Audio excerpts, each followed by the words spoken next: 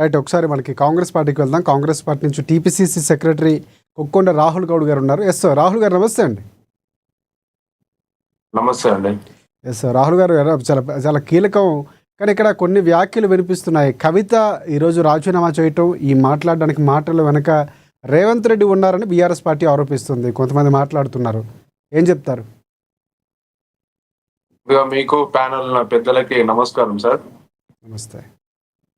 ఇప్పుడు ఈ రోజు హాట్ టాపిక్ గా సడన్ గా డిసిషన్ తీసుకొని ఒక కూతుర్ని సైతం పక్కకు పెట్టే పార్టీ అంటే చరిత్రలో మనము యావత్ భారతదేశంలో ఎటువంటి పార్టీని చూడలేదు. ఫస్ట్ టైం ఈ బీఆర్ఎస్ పార్టీని చూస్తున్నాం. ఈ రోజు రాజకీయంగా అనుభవాలు ఉన్న వాళ్ళు కూడా చాలా మంది గొప్ప గొప్ప వాళ్ళు కూడా ఉన్నారు. కానీ అసలుకు అంటే పార్టీ నాయకురాలు ఇప్పుడు ప్రజెంట్ ఎమ్మెల్సీగా ఉన్న ఒక సీనియర్ లీడర్ గా, ఒక పార్టీ అధ్యక్షుడుగా ఉన్న ఒక కూతురికి స్వేచ్ఛ లేకుండా పోతుందంటే ఇక పార్టీ నాయకులకైనా పార్టీ కార్యకర్తలైనా రేపు భవిష్యత్తులో ఆలోచించుకోవాలి వాళ్ళ పరిస్థితి కూడా ఎట్లుంటుందో. ఎందుకంటే ఆమె మాట్లాడిన దాంట్లో తప్పేం లేదు. ఎందుకంటే మీరు గతంలో కూడా చూసుకుంటే ఉంటే 10 రోజుల కిందట కూడా ఆమె లిల్లీ ఫుడ్ నా చెప్పి నల్గొండలో ఓడిపోవడానికి కారణం అని చెప్పి ఇండైరెక్ట్ గా జగదీశ్వర్ రెడ్డిని తిట్టింది.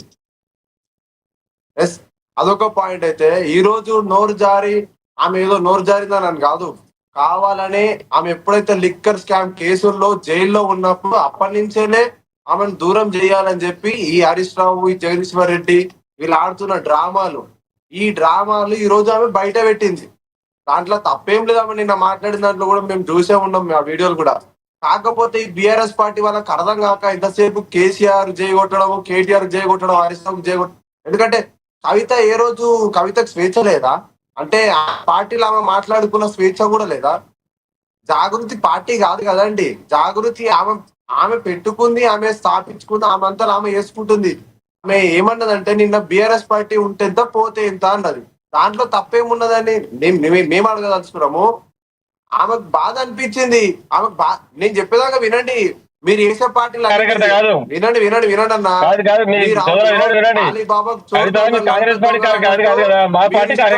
మాట్లాడతారు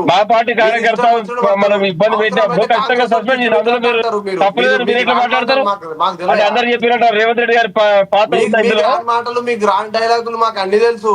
మీరు కవిత గారు మాట్లాడేది రేవంత్ రెడ్డి గారి పాత్ర ఉందా? మరి మీరు చెప్తే ఎట్లా అనిపిస్తుంది? మీరు మాట వింటుంటే, మీరు మాటలు వింటుంటే, కాంగ్రెస్ పార్టీ మాటలు వింటుంటే రేవంత్ ఉందా అనిపిస్తుంది ఇందులో. మాట్లాడరు. మరి మీరు ఈ రోజు సొంత కూతురిని పక్కకు పెట్టిరంటే కొంచెం మన సిగ్గనిపించాలి కదా. అసలు పార్టీలు ఉన్న వాళ్ళకైనా ఏంటంటే ఆమె వేసింది ఏం తప్ప అండి? ఎందుకు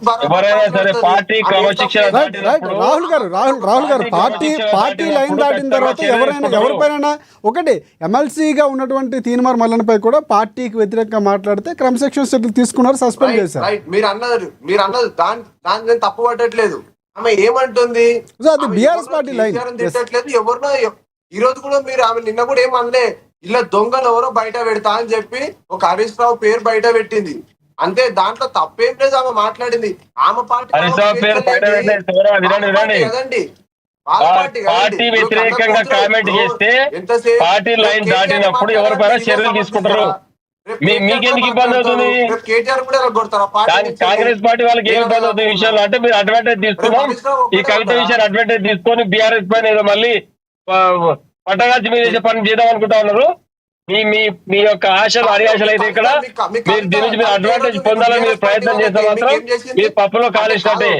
దీని నుంచి మీకు ఏం అడ్వాంటేజ్ రాదు, ఏం మైలేజ్ రాదు. ఈ విషయంలో గుర్తుపెట్టుకోండి. మీరు ఏదో మైలేజ్ తీసుకుందాం అనుకుంటారు. ఈ విషయంలో మైలేజ్ దీని నుంచి రాదు. కవిత విషయంలో మీరు ఫెయిల్ అయిపోతారు సపోర్ట్ చేస్తే.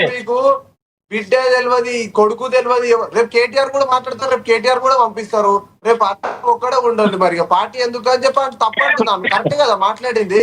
ఎవరు మాట్లాడి వాళ్ళు పంపిస్తారంటే రేపు కేటీఆర్ కూడా నోరు జారు మాట్లాడతారు. రేపు కేటీఆర్ కూడా రాహుల్ గారు మీరు చేస్తున్న వ్యాఖ్యలకి ఆయన ప్రశ్న వేస్తున్నారు. నిజంగానే రేవంత్ రెడ్డి వెనకుండి మాట్లాడిస్తున్నారా? కవితకి ఏమైనా ఊతమిస్తున్నారా అన్నటువంటి సందేహాలు వ్యక్తమవుతున్నాయి అంటున్నారు. ఏం చెప్తారు? అదే చెప్తున్నా. వీళ్ళకి ఏంటంటే టైం పాస్ ముచ్చట చేస్తారు. వాళ్ళు సస్పెండ్ చేస్తారు. మా పార్టీ నుంచి మేము సస్పెండ్ చేయలే. మా పార్టీ నుంచి మేము సస్పెండ్ చేస్తే మేము మమ్మల్ని ప్రశ్నించామని చెప్పండి. ఆమె మా పార్టీ కాదు, వాళ్ళ పార్టీ, వాళ్ళ కాంగ్రెస్ పార్టీ. ఆమె ఇప్పుడు వాళ్ళకి తెలియదేమో. ఇప్పుడు మా కాంగ్రెస్ లో ఇవాళ మా పిసిసి చీఫ్ కూడా అడిగారు అంటే మీరు బిగ్ టీవీ వాళ్ళు కూడా అడిగితే ఏమన్నాడు, మేము జాయిన్ చేసుకోము, మాకు అట్లాంటి ఆలోచన లేదు అని చెప్పి డైరెక్ట్ ఇండైరెక్ట్ గా మాకు ఇవన్నీ అఫీషియల్ గా మాట్లాడాడు మా పిసిసి మహేష్ కుమార్ గౌడ్. రేవంత్ రెడ్డి గారు వాళ్ళ మధ్యలో ఎలాంటి చిచ్చు పెట్టలేడు. రేవంత్ రెడ్డి గారు అసెంబ్లీలో ప్రశ్నించడానికి ఒకటే ఏమన్నాడు, మీ దాంట్లో మీరే కరెక్ట్ లేరు, మీ ఆయన ఒక తీరుగున్నాడు, బిడ్డ తీరుగున్నది, కొడుకో క్రమశిక్షణ కమిటీ చైర్మన్ మల్లురావు గారు ఎందుకు ఇచ్చిరండి? రైట్ రైట్ క్రమశిక్షణ కమిటీ చైర్మన్ ఒకటి పెట్టిరు, మాకు కొంతమంది ఎమ్మెల్యే నోటీసులు ఇచ్చారు. రామ్మోహన్ గారు, బిఆర్ఎస్ రామ్మోహన్ గారు, కొండమురళి గారు ఎందుకు పిలిపించారు? ఎంతసేపు వాళ్ళ ప్రతి పార్టీ వినండి ప్రతి పార్టీ రాహుల్ గారు పార్టీలో ఖచ్చితంగా పార్టీలో అంతర్గతంగా కొన్ని ఇబ్బందులు ఉండొచ్చు. పార్టీ లైన్ దాటినప్పుడు ఏ పార్టీకి ఆ పార్టీ చర్యలు తీసుకుంటాయి. ఇక్కడ మీరు ఆ పార్టీకి సంబంధించి విమర్శించడం కంటే కూడా మీ